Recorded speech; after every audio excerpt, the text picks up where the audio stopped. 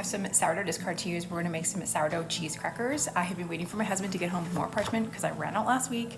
So I'm really excited to make these cheese crackers. He is a huge Cheez-Its fan and I wanna see how these compare. We're gonna start by melting 2 tablespoons of butter in the microwave. We're gonna add 1 cup of discard. Oh, just about right on. We want our butter to cool down so it's basically lukewarm. So while this is cooling off, we're gonna grate some cheddar cheese.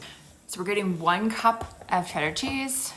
I'm using this grater here, a box grater would work perfectly as well. It's gonna be so cheesy, I'm so excited. So we're ready to add our starter and our cheese to our melted butter. We're gonna go ahead and add those in and mix it in with a spatula, starting with the discard. We'll dump our cheese in and mix it all up. It's gonna be really cheesy. It's gonna come together kind of like a paste, really.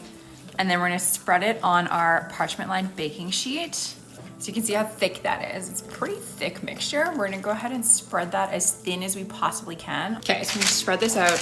Oh my goodness. Oh, it's goopy. I'm gonna spread this out as much as we can. It should fill most of this baking sheet, but we want it to be like paper thin. All right, I think this is looking pretty good. It's thin in most places, a little bit thicker in other places. We'll just have some thinner and some thicker crackers, but that is okay. So the recipe says to lightly flake some coarse salt on it.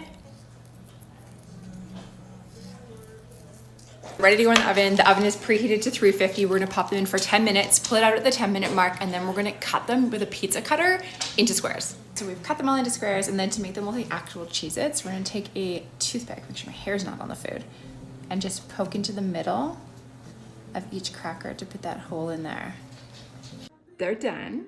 And these, my house smells amazing. My house smells incredible right now. These look, I'm so excited. I just sent a few upstairs in a bowl with my son so that they can test them out. They do need to actually cool down. They're scorching hot, but they look amazing. And I did cook them longer. So it said 20 minutes extra. Part of my video disappeared for some reason. So I did pop them back into the oven after I cut them for supposed to be 20 minutes.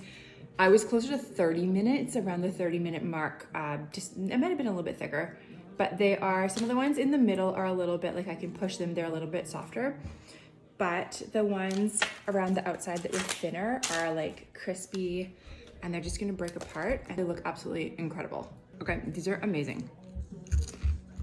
Crispy, tastes like cheese. They actually taste very similar to Cheez-Its. These are so good.